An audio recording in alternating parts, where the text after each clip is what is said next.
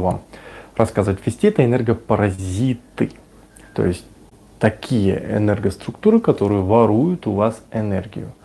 Сейчас коротко по тезисам разберем, какие бывают энергопаразиты, где они кроются и что именно они выполняют, какие функции, в первую очередь, какие создают вам дисфункции. Второе, как распознать, есть они у вас или нет. И третье, это как от них избавиться в конце концов. И нужно ли вообще от них избавляться. Вот такой вот небольшой комплекс, который примерно с вами разберем. Вообще, энергопаразитирование штука такая, которая, сразу скажу, очень многим необходима. И в том числе они как раз таки энергопаразиты созданы специально для того, чтобы вам давать какую-то эволюцию, то есть давать вам эволюционный рост определенный. И необходимость в энергопаразитировании зачастую она прям нужна. То есть сразу я не буду вам тут рассказывать, как в страшных фильмах, как здесь эти энергопаразиты живут, мантию сейчас одену еще черную с колпаком. И то есть такого не будет. Просто жути, конечно, нагоняет все это слово само, энергопаразиты, что они как раз таки такие все страшные, они типа сущности, как их называют. Вот эти все вещи сейчас немножко разберем. Чтобы примерно понять, то есть о чем речь, какие энергопаразиты бывают и так далее, все это происходит, давайте разберемся вообще, что это такое и где они могут жить. Сразу коротко небольшой анонсик, то есть да, эфир будет сохранен. Если есть вопросы сейчас конкретно, сразу пишите в комментариях. В чатик свободен, буду чатик пролистывать и ответы давать. Так как эфир будет сохранен, буду не сразу читать вопросы, а в конце. Вот. И опять же, маленькая интеграция, пока народ собирается. То есть первая ссылка в описании, она на донатики. То есть кому интересно, кому это все очень важно. Если вам нравится то, чем я занимаюсь, можете донатики слать туда. Эти параллельно вопросы все будут озвучены либо сейчас, либо чуть позже в эфире, в каком-либо другом. Так, вернемся. Энергопаразитирование. Чтобы понимать, что это такое, нужно знать вообще немножко коротко об энергиях. То есть основные энергии, если брать по классике, в принципе, той самой 7-уровневой матрешки, то их 7. То есть уровней этих энергий. Первое — это наше с вами физическое тело. Это самое грубое, тонкое тело. То есть грубая материя, которая из материального, как раз на планете Земля, наше тело — это и есть первое тонкое тело. После этого у нас идет эфирное тело. То есть эфирное тело — это и есть карта тела. Карта тела, она та самая аура, одна из, так скажем, энергий ауры, которая создает ваш каркас, ваш макет. Как раз таки именно эфирное тело, оно является посредником между более верхними слоями энергии и нашим физическим телом, первым тонким телом. Соответственно, в нашем физическом теле могут крыться паразиты. Это самые простые паразиты, это вирусы, бактерии, глисты, черви, грибы, прионы и другие, их очень много. То есть на физическом теле мы легко распознаем паразитов, когда находим там на анализах ИФАД или ПЦР, либо делаем УЗИ и обнаруживаем реально этих существующих в нас существ физических. Но опять же, почему-то мало кто задает вопрос, какие они у вас бывают. То есть для чего они у вас бывают? То есть зачем нам те самые бактерии, зачем нам те самые килограммы микрофлоры в животе? Это в первую очередь для сосуществования. То есть вирусы, бактерии, черви и так далее, они в вас приходят, ваш же мусор разгребать. И это глобальный ответ на, в принципе, вопрос, что такое паразит и что такое энергопаразит. Если на уровне физики к вам приходит паразит, значит вы ему постелили, значит он здесь, потому что вы его пригласили, то есть вы ему дали возможность жить в вас. Соответственно, если он пришел, значит ему есть условия здесь существовать. Дальше разберемся, как от этого всего избавляться. Далее, поехали. Эфирное тело, то есть посредник. В этом посреднике также могут крыться энергопаразиты. Далее, Астральное тело. Это следующая энергооболочка, это оболочка эмоций, тех самых переживаний, реакций на окружающие действия и так далее. То есть в астральном теле энергетическом кроются различные эмоции, их достаточно там много. То есть брать, если конструктивные, то есть это будет страх, это счастье, это радость, это любовь. Если деструктивные, то есть гнев, страх как таковой, обиды, нерешительность, это все деструктивные эмоции. Это все, опять же, энергия, которая выделена на реагирование. Далее, ментальный слой, еще выше и еще шире. Ментальный слой, он создается из ваших мыслей, то есть подачи именно мысли как таковой. То есть ментальный слой кроет в себе достаточно много подводных камней, но опять же, если проще, это энергия ваших. И о чем вы думаете и как вы думаете формирует определенные условия для того, чтобы там развились либо не развились другие энергии, которые будут называться ментальные энергопаразиты. Вот. Еще верхний более слой, это кармический слой. Вот. Это, так скажем, судьбоносный слой. Это слой движения вашей жизни. То есть как вы должны эту жизнь прожить, чтобы максимально эволюционировать и развиться. Вот уж там энергопаразитов выше крыши может быть. И там зачастую они как раз таки во благо в помощь приходят. Далее, шестой энергослой, он называется будхистический или интуитивный. Как раз таки эта энергия, там достаточно много ее кроется родовой энергии. То есть если вы на самоощущениях плохо живете, если вы свою интуицию не используете в работе, то там, соответственно, начинают развиваться энергопаразиты. И самый верхний слой это уже атман, он же божественный, он же энергия Вселенной. То есть там тоже могут быть энергопаразиты. То есть чем выше слой и чем более верхнем слое находится энергопаразитирование, тем, так скажем, меньше вы в свое тело получаете ресурса. Так вот, теперь коротко. Кто такой энергопаразит? Энергия. То есть энергопаразит – это энергия, которая встраивается в вас для выполнения определенных функций. Вот у вас есть своя родная какая-то энергия, то есть собственная, которая необходима в вас, то есть ее комбинация работы всех ваших энергослоев нужна для того, чтобы вы как-то развивались и свои действия в жизнь воплощали, эволюционировали, помогали другим эволюционировать и ощущали себя достаточно комфортно и получали от этого результаты, то есть были счастливы в первую очередь. То есть суть, по сути, жизни, большой конечный итог, это выполнять все свои основные задачи и от этого кайфовать, быть счастливым. Кому-то надо все это выстрадать, но конечный итог быть счастливым в этой жизни, в следующей вообще не важно. Так вот, энергопаразит – это энергия, которая встраивается в ваши энергоструктуры также для выполнения какой-то определенной цели. То есть любая энергия во Вселенной, она необходима. Она имеет определенную цель, задачу, она может быть достаточно круто развита, а может быть и не развита. И еще из классификации энергопаразитов, они могут быть естественно созданные, то есть вашими же энергиями созданные паразиты, то есть вы сами себе их создали, а также бывают искусственные, то есть энергопаразиты, которых кто-то к вам подсадил. В простонародье это проклятие, порчи, наговоры, вслед свисты и так далее. Так вот, разберемся на примере собственно созданных энергопаразитов, потому что 98% примерно энергопаразитирования, если имеется в теле, в энергослоях, в телах тонких, то это собственно созданные энергопаразиты. Смотрите, паразит кто такой? Вообще, это тот, кто живет за счет кого-то, не отдавая ему ничего. То есть тема чисто темная, да? То есть когда ты только берешь, но ничего взамен не отдаешь. Никакого сосуществования не происходит здесь.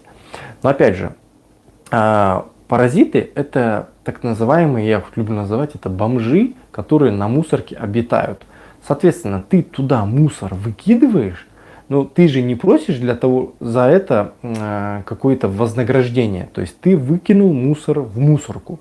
За это тебе никто ничего не должен. И ты не должен ничего просить за то, что ты этот мусор выкинул. Ты выкинул туда отходы. Так вот, тем самые бомжи, энергопаразиты, приходят за этими отходами. То есть они их берут и ничего тебе взамен не отдают. Все, у вас никаких взаимоотношений ноль, нету. Но если это мусорка, то есть если этот мусор у вас в ваших энергослоях появляется, то, соответственно, туда приходят энергопаразиты, чтобы им полакомиться. Каким образом формируется мусорка и свалка в ваших энергослоях? В первую очередь это нереализованная энергия.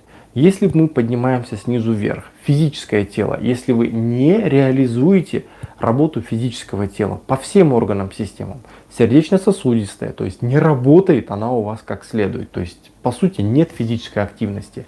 Сюда же можно приплюсовать опорно-двигательный аппарат. Если нету достаточной физической активности, то есть нет реализации работы вашего тела как такового, которое у вас есть сейчас, все, появляются те самые паразиты в этом теле. ЖКТ, работа то же самое. Пусть будет нервная система, то есть любая система в теле, если она не реализуется, то вы получаете туда паразита. То же самое происходит в более верхних слоях. Скакнем сразу к астральному слою. Это энергия эмоций.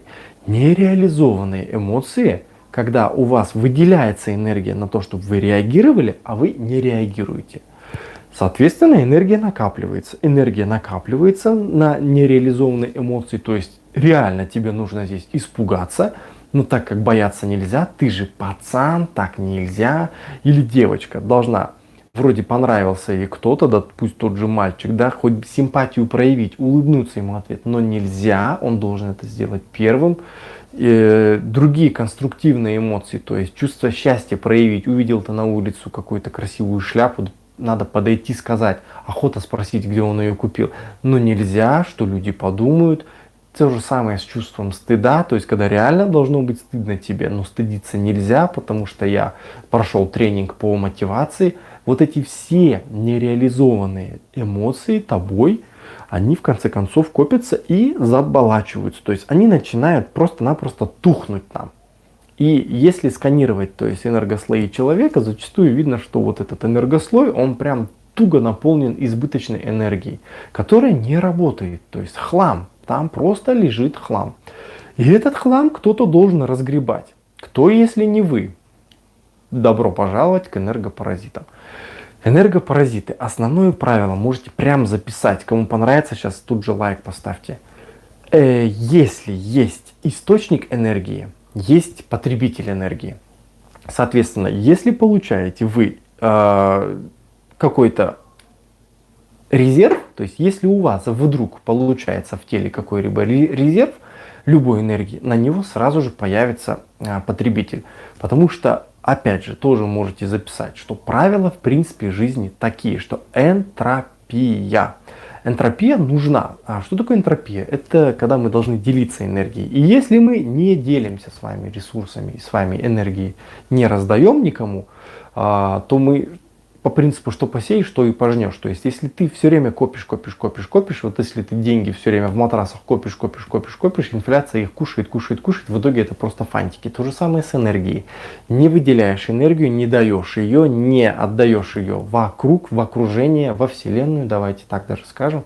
В конце концов, она копится и заболачивается, она тухнет. Ее должен кто-то съесть, потому что так принцип Вселенной не работает.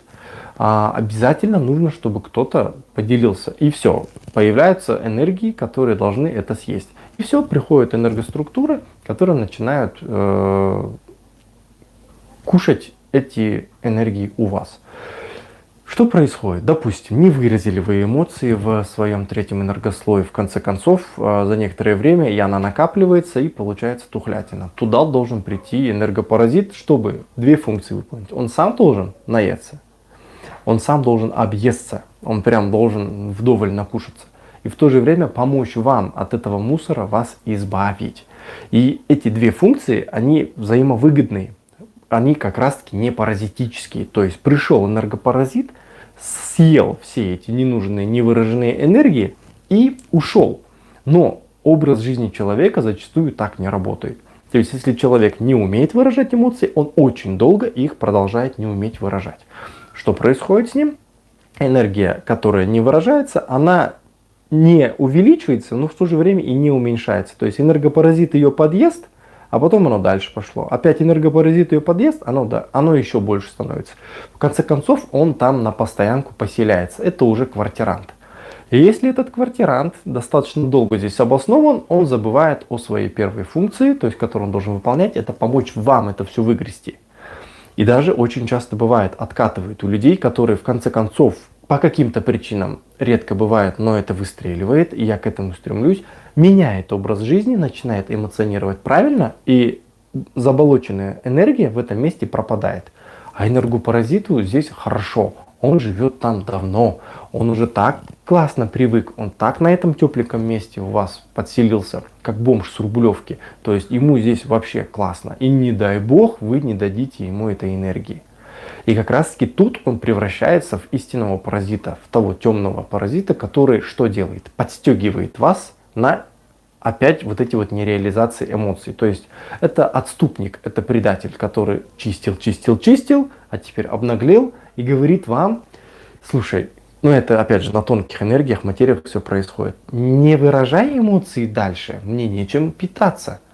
Если, не дай бог, вы научитесь любить, это достаточно высоковибрационная энергия, то есть такой качественной пищи он есть не привык. То есть бомж, который ел все время с мусорки, да, ему какую-либо, там, не знаю, мясо косули в трюфелях, он будет чертыхаться, ему не понравится это блюдо от лучшего шеф-повара. Ему понравится та самая гниль, которую он ел всю жизнь. То есть о чем речь? Если вы все время кормили его невыраженными эмоциями, спрятанными, подавленными, и тут вы даете ему высокую энергетическую ценность энергии, эмоций типа любови, либо терпения проявленного, либо счастья, то есть ему это не нравится. И что он делает? Он, так как в вашей энергоструктуре, гасит вас дальше. И тем самым начинает изменять поведенческие ваши особенности. Вот здесь как раз таки и происходит паразитирование. То есть в чистой воды предательство. И это даже в дальнейшем может перерасти в небольшие одержимости. То есть если эта энергия достаточно быстро и высоко эволюционирует, то вы получите в конце концов сущность, которая будет одерживать вас и не давать реализовывать свои эмоции. То есть это те люди, одержимые, из которых бесов выгоняют, как говорится. Да? Это тот самый бес, тот самый чертик, который учит вас сопротивляться этим всем вещам. Вот такая небольшая хитрость. Вот примерно так энергопаразиты в вас обитают. То же самое происходит на ментальном слое. Ментальный слой — это энергия мыслей. То есть энергию мыслей нужно реализовывать. То есть есть идея — реализуй. Дисциплина основная как раз таки помощь вам на поддержание энергоструктуры четвертого энергослоя ментального. То есть если нет дисциплины, мыслей много, реализации нет, слишком много энергии выделяется на поток мыслей, все, человек это копит, это болото, туда приходят энергопаразиты. Они вам должны очищать эти мысли, но вы продолжаете жить так же. Тот же самый принцип, который я до этого объяснял, происходит в ментальном слое. Чуть интереснее в кармическом слое. Кармический слой — это, опять же, ваши энергодолги в большей степени. За прошлые жизни, за эти жизни. То есть те, которые вы не раздали, не отдали, не реализовали действиями, неважно где. В этой жизни, в прошлой жизни. То есть кармический слой — это ваш путь предназначения в чистом виде. То есть то, что вы должны здесь выполнить, ваш функционал. То есть вы сюда пришли, надо это сделать. Если вы это не делаете, что это происходит? Копится опять лишняя энергия. И эта лишняя энергия в конце концов нужна для разгреба. Кто туда приходит? Пожалуйста, энергопаразиты. Они начинают работать. И они могут там подселиться и очень надолго вас в круг сансары дальше загнать. Четвертый рассказал, пятый рассказал, шестой энергослой родовой. А почему родовой? Я его люблю так называть, потому что интуитивный слой или буддхистический слой, там куча родовой энергии. То есть самые эволюционные, которые по роду, по отцовскому, материнскому к вам идут. И вот если там энергопаразиты появляются, то значит тут не только вы можете быть источником этой проблемы, а также источником проблем, ну как проблем, так скажем, субстрата для корма энергопаразитов могут быть ваши предки. Вот что с ними делать? У меня есть отличная медитация, я ее называю очищение родовой кармы. Кто смотрит это в записи, вот здесь в подсказочках она вылезет у вас. Или вот здесь, короче, где-то вылезет. А также на всякий случай в ссылке в описании отправлю. Либо ищите на канале медитация очищения родовой кармы. Вот. Она как раз таки для того, чтобы эти энергослои все очистить, почистить, вычистить, разгладить. Вот. А седьмой энергослой — это вселенский. Он обычно энергопаразитирует тогда, когда вы делаете так называемые небогоугодные дела. То есть, когда вы идете против естества, в принципе, человеческого. Это убийство в основном. Это какие-то проклятия, которые вы накладываете на людей, которые этого не заслуживают и так далее. То есть, когда вслух и искренне проклинают Бога, хотя до этого никогда в него не верили, но тут вдруг погибает близкий, и вы проклинаете его за то, что он так себя ведет, почему он меня обделил, а вот сделал так и сяк. То есть, опять же, небогоугодные дела. То есть, примерно так, это косвенно, то есть рассказываю, каким образом может проблема создаться в седьмом энергослое. И все, опять же, это условия для жизни энергопаразитов в вас. То есть источником чаще всего является человек сам. Есть так называемые, как раз таки, скорее всего, кто в теме читал, смотрел, лярвы, то есть энергопаразиты в основном вредных привычек. То есть курение — энергопаразит, алкоголизм — энергопаразит, порнозависимость, игровая зависимость — все это энергопаразитирование. Любые другие зависимости, от которых вам и окружению становится не очень хорошо. Хотя вы считаете, что в принципе все идет как надо. Ну, как оно обычно бывает. То есть я еще сегодня одну покурю, а завтра брошу. И завтра сигареты в зубах, делаешь то же самое, и начнем с понедельника. И так далее, и так далее. То есть это, опять же, либо ментальный обычно энергослой, либо третий энергослой — астральный. То есть себе пообещал, не выполнил. Дисциплина не сработала. В четвертом энергослое, в ментальном, накапливается лишняя энергия. Кто туда приходит? Энергопаразит. И они также могут там в порочный круг закручивать эти все проблемы. И ты никак не можешь избавиться от курения. То же самое в эмоциональном слое. То есть я обещаю себе, что не буду злиться. А потом бабах, злишься. Я обещаю себе, что не буду бояться. А потом бабах, боишься. Делай искренне эти вещи. Просто искренне живи, искренне чувства выражай, искренне мысли свои формируй и живи на ощущениях. То есть и делай то, что должен делать. И ты уже вот эти вот средние энергослои, основные причины как раз таки дисфункции по энергообеспечению тела уже реализуешь. То есть вот эти все моменты можно легко сделать. 22, 34. Как распознать, есть ли у вас энергопаразит или нет? Теперь вопрос следующий. Распознать их можно несколькими путями. Первый — это сходить к специалисту, то есть который может, в принципе, вам посмотреть ваши энергослои. И достаточно доверенному, то есть спецов много, каждый на своем уровне смотрит. То есть 5 бабок рядом посади, которые тебя смотреть будут. И каждая из них может по-разному ответить на твой вопрос, но каждая из них будет права. Каждая, потому что на своем уровне, на своих вибрациях просматривает твои энергослои. То есть у каждого свой допуск к вашему энергослою. Поэтому кто из них шарлатан, а кто из них солгал, тут очень тяжело ответить. Кто из них шарлатан, а кто правду сказал.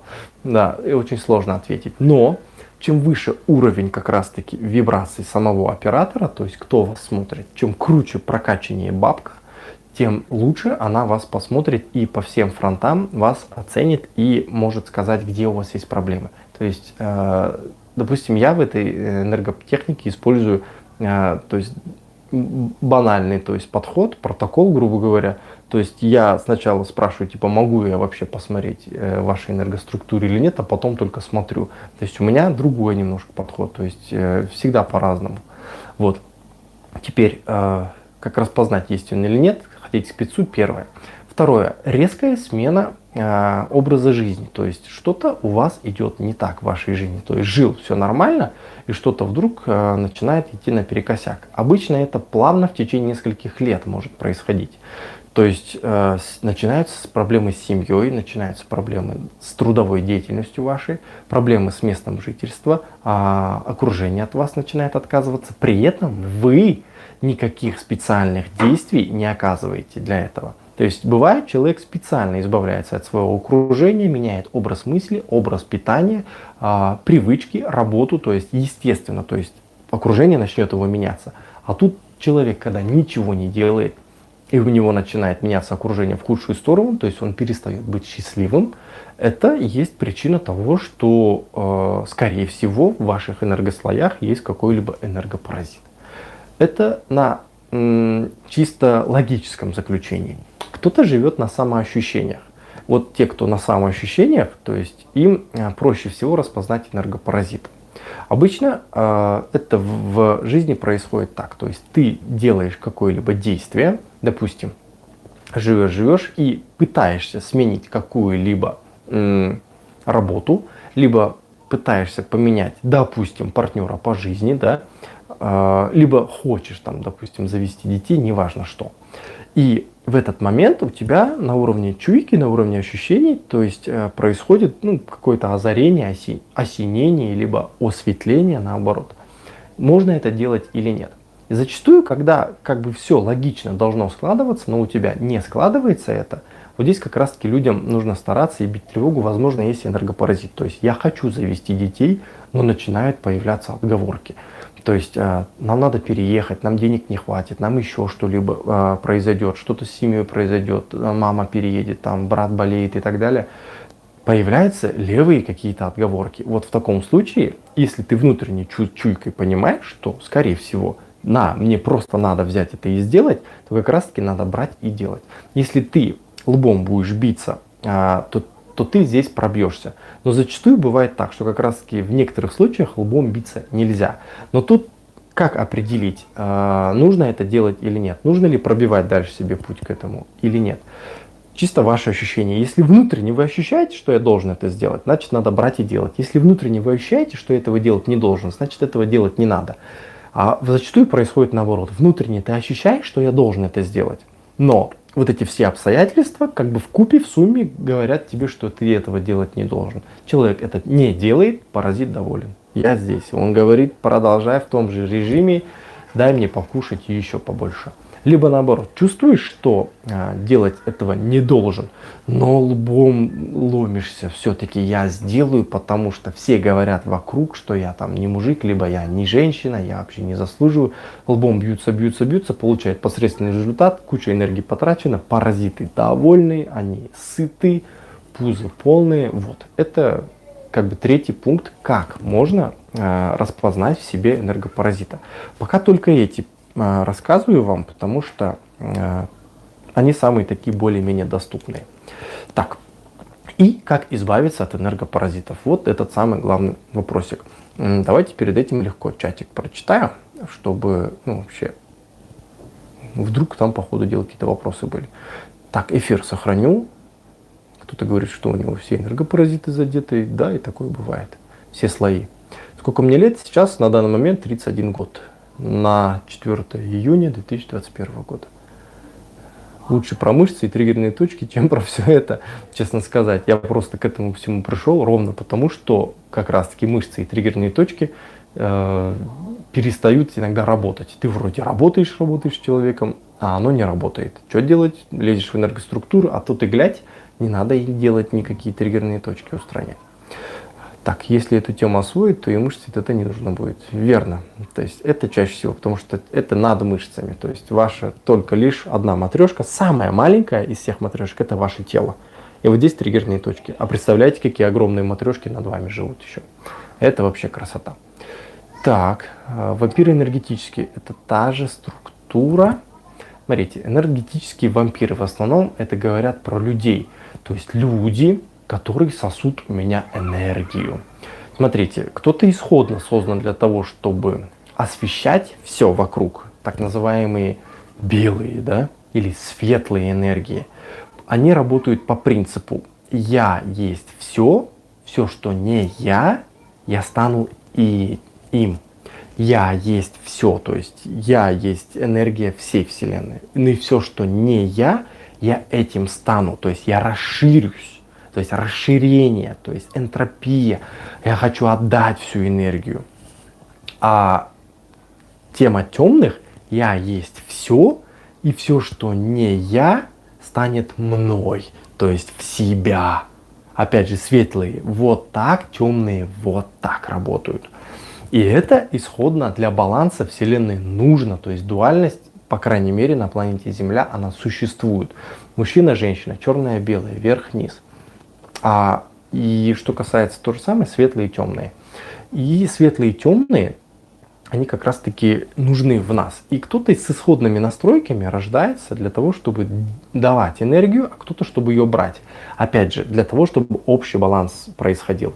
И если вокруг вас есть люди, которые только и делают, что вас поглощают, сразу либо вы на их вибрациях, на их уровне работаете, они должны там находиться. То есть обычно светлый человек, который в конце концов его загасил социум, он взял кредит, начал пить, начал курить, жену бросил, детям там бьет их и так далее, и так далее. То есть не то делает жестко по жизни.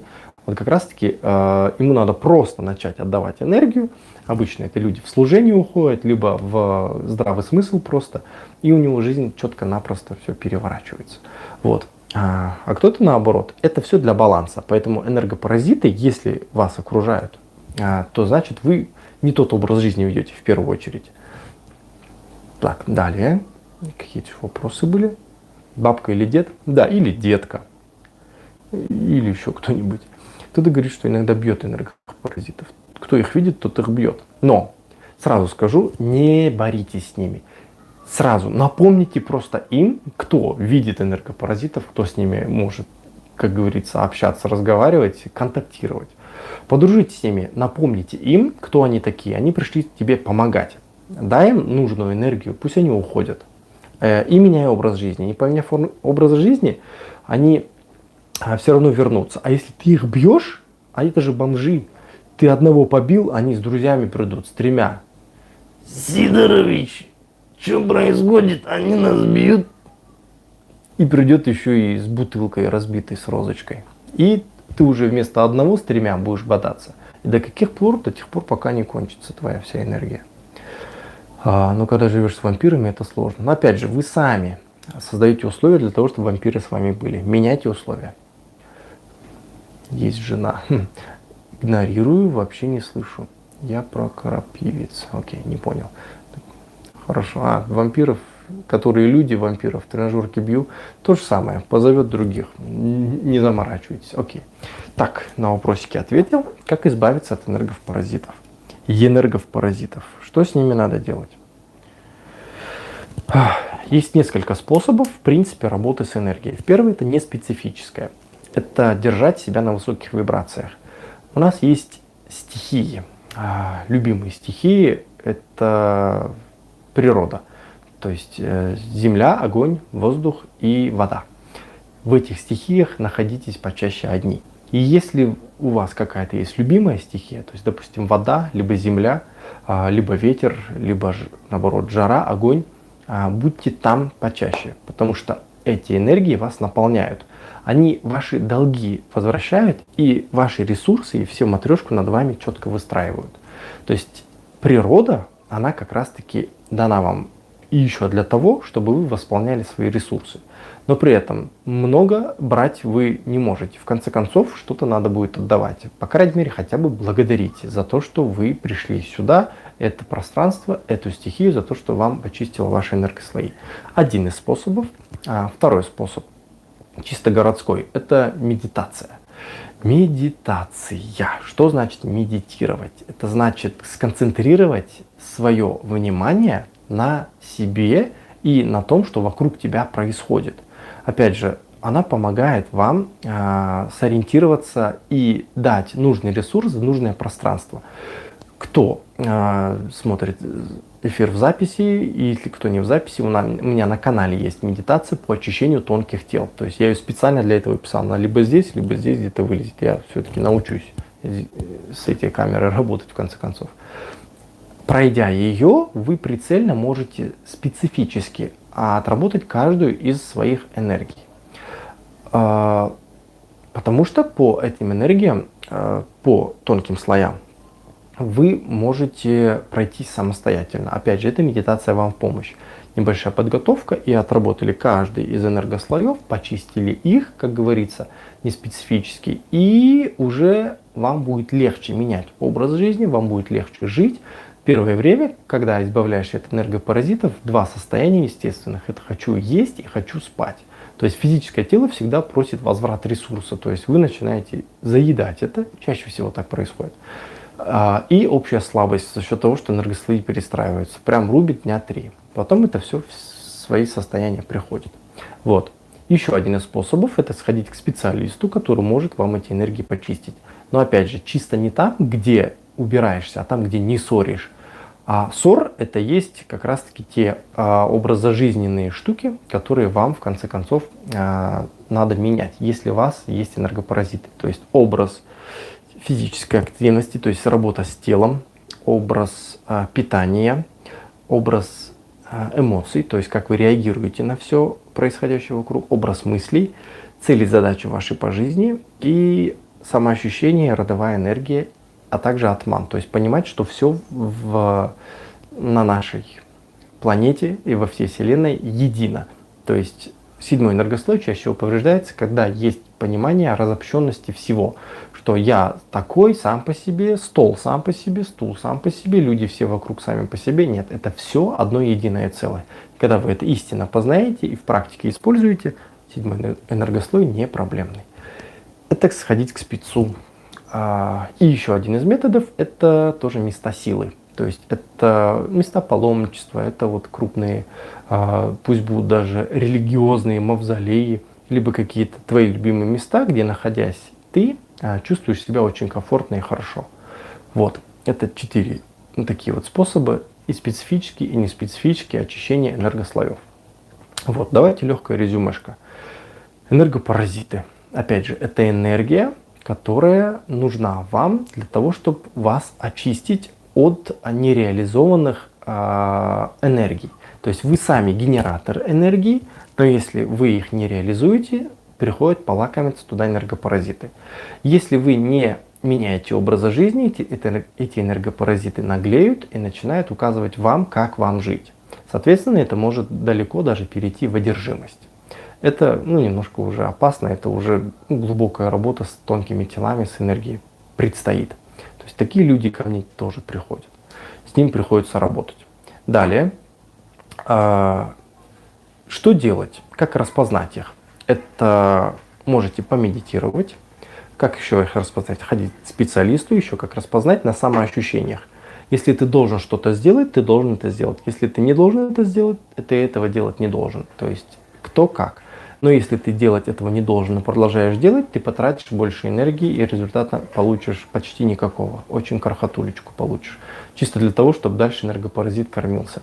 А если ты должен это сделать, и все вокруг говорит, что этого делать не надо, иди и делай. Все у тебя получится, и ты в плюсе большом окажешься. Куш поймаешь.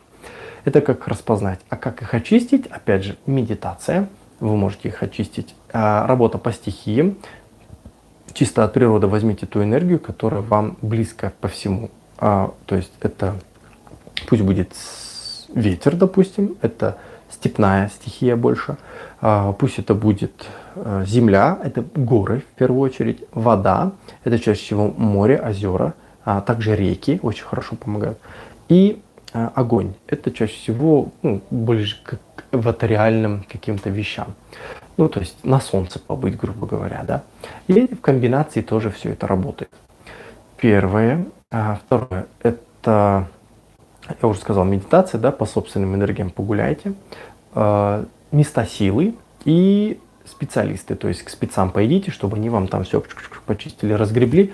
Но опять же, повторюсь, чисто не там, где убираются, там, где не ссорят. Меняйте образ жизни. Каждый раз, если вы поймали себя на том, что что-то вы делаете не так, или вы делаете что-то, а вокруг все меняется не в вашу пользу, значит, нужно что-то в своей жизни менять. Если с этим утверждением согласны, тоже байтю, лайкик ставьте. Если в принципе полезно, что я делаю, также внизу первая ссылка, донатики, пожалуйста, можете скидывать, вопросы туда задавать, отвечу на них. И на десертик вам искусственные энергопаразиты. То есть энергопаразиты, которые не ваши. Вот, допустим, я их распознаю достаточно просто. Редко бывает, когда у человека только, допустим, 3-й энергослой сломан. Редко бывает, когда у человека только 5-й энергослой сломан. Обычно они все смежно работают. То есть дисфункция в 5-м распространяется на дисфункцию на 6-й и на 4-й. Дисфункция в третьем энергослое распространяется на четвертый и на второй и так далее. То есть, если у человека одна энергия поломана, сразу видишь их несколько поломок. А энергопаразиты, которые искусственные, то есть когда к тебе подселяют левую энергию по обычно темным делишкам. То есть кто-то хочет на тебя воздействовать и, так скажем, запустить вирус в твою программку, чтобы она работала криво-коряво. Кому-то это выгодно. Кто-то он по башке получит рано или поздно. Но сейчас вам надо жить и существовать с этим всем. Оно определяется таким образом. То есть ты смотришь энергослои и находишь конкретно в каком-то энергослою, где-то даже вот на этом всем его длинном промежутке, где-то только вот здесь какой-то вот такой, как этот левый ген. То есть левую структуру энергетическую. Кто это такой, ты думаешь? И если по определенным своим ощущениям, алгоритмам отработать, ты выясняешь, что это определенного рода воздействие. Это может быть как намеренно, так и не намеренно. Что значит намеренно? Кто-то идет к темным каким-то, опять назовем их в кавычках, бабкам, и они начинают своими ритуалами, то есть специалисты, да, по этим делам, насылать на тебя левую энергию. То есть они это умеют. Либо не намеренно. Даже это может быть, если ты по энергиям просажен, ты не силен, так скажем, то просто в пробке стоишь, и если чуть-чуть заснул, сзади на тебя начинает бибикать и материться на тебя, почему ты сильно не поехал, это может на тебя засесть, к тебе какой-то левый энергопаразит. Потому что ты готов был получить это все. Если ты готов их был получить, они к тебе придут. Есть источник энергии, есть потребитель энергии. Раз и навсегда запомните. Вот и все. И такие вот моменты, их приходится четко отрабатывать с каждым энергослоем. Так, легкие вопросики. Что тут пошло? Вот часто, когда я бываю на природе, у воды, прихожу домой очень уставший. Вы можете уснуть рядом с водой. Вода — это информация. Она несет много информации. Если ты побудешь рядом с водой, с той самой, которая тебе нужна, и реально ты от нее устаешь, чаще городские люди, когда на природу выходят, тоже очень быстро устают, то поспи рядом с ней. Дайте себе 15 минут рядом с этой водой отдохнуть и проснуться там же рядом с ней. Вы не будете уставший. Но если вы даже это сделаете, вы будете уставший, значит это место не дает силы, а забирает. Быстренький ответ. Все, завтра не сдерживаю себя, всем девушкам комплименты буду делать. Все, супер, отлично. Вы просто обратите на себя внимание, как хорошо вам от этого жить будет. И неважно, каким будет жить от этого, вы будете себя хорошо чувствовать. Могу ли я разобрать их? Да, конечно, я это делаю каждый день. Вот, так. Давайте еще 2 минутки. Вопросы какие есть в комментариях задавайте сейчас. Примерно про это все рассказал. Тема достаточно долгая. Разговаривать можно про нее очень много. Частных случаев 100-500. И говорить про них можно бесконечно. Про вампиров эфир, честно, нет такой пока необходимости. Но вот здесь пока отсюда информацию возьмите. То есть отдельно про это эфир, может быть, когда-нибудь запишу. Пока точно планировать его не буду, потому что это немножко совсем тут разговаривать про это. Вот. Что еще хотел сказать, что в принципе, если, опять же, вам что-то не нравится в вас, меняйте образ жизни. Просто-напросто. То есть меняйте место жительства, если это возможно. Меняйте труд свой, то есть место работы, локацию, характер деятельности даже можете поменять.